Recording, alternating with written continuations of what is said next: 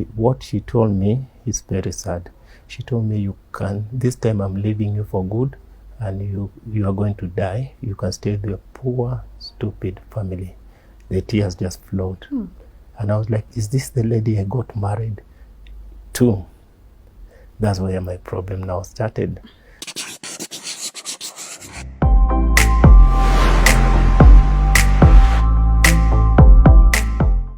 Hello, welcome to Tuko Talks. My name is Lynn Goge. Now, I want you to put yourself in this situation. You are happily married with 2 beautiful children.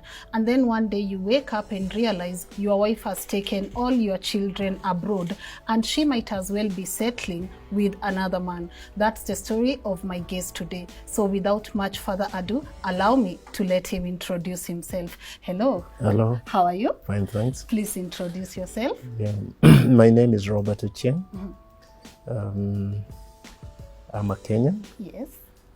Born in Nairobi, but from Siaya.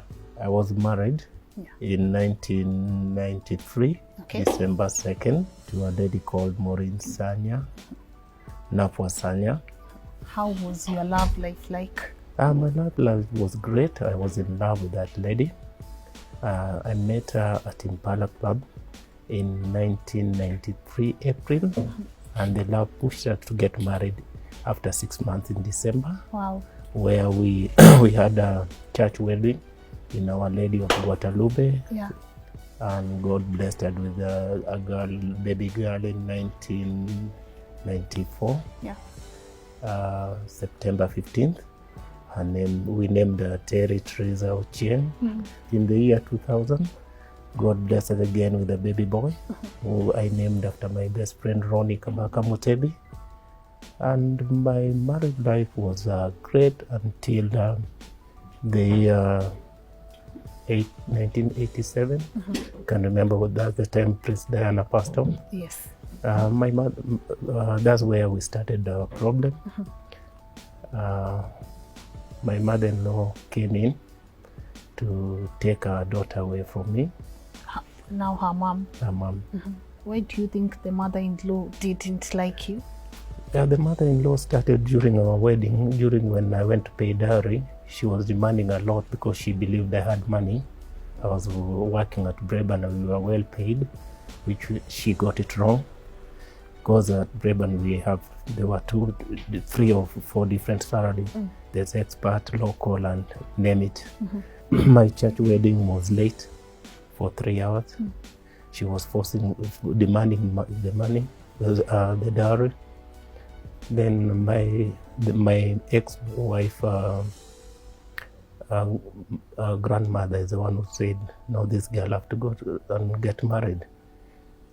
Later on, she started pushing now, coming to my house very early in the morning, then telling the daughter evil things about me. She got married to a poor family.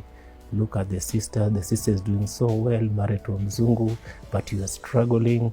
Your sisters-in-law are living with you. She didn't want that. Oh, so the mom wanted her to marry a Mzungu or someone who is well off. Well off. Okay. So I think the lady married me because of love. Yeah, because our marriage was very fast. It was 4 months. And actually, my wife told my ex-wife, let me not call her my wife, my ex-wife told me that the mom is bad. And she told me what the mom did to the late dad, which I'm not going to open. Okay, it's okay. Yeah, so it was, she told me everything. And I asked her, are you going to do what your mom did to your dad? She told me, not me, maybe my sister, because my sisters are darling. So my war just started straight from the word go. My ex-wife was working with Barclays Bank, the plaza. And we were staying in Maradaima. In the morning we had a row that night. Then I realized things are not working. She's up to something. So I dropped her at the plaza. I went to work. But something told me, just go back to the house. I went back to the house. I found her in the house and asked her, what are you doing in the house and you're supposed to be working? She told me she wasn't feeling well. So that her plan didn't work. So after the following day, I dropped again. And before dropping her, I told the askari, I don't want anybody to move with my stuff.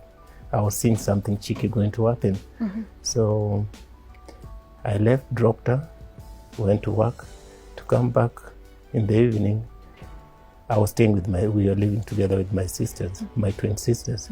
I got home at around 7. I found my sisters outside, and I was like, what are you guys doing outside? Mama Terry is not in. The door is locked. I gave her the key. I gave my sister the keys. I was talking to the askari. The askari told me they came with a lorry to sweep the house, but we had to stop them. And the mother was very, very cardy. So they had to call the cops. The cops forced them back and told them, you take what belongs to the kid and the mother, but this Nini, Leave them. Leave them. So they went, stuffed everything in the second bedroom. Now, when I was giving my sisters the keys, I was with the askari at the gate. The next thing, I just heard my sister coming running, that the house is burning. So when they switch on the light, I don't know what happened. Second bedroom was burning. So there was my gas was full. So the gas was there.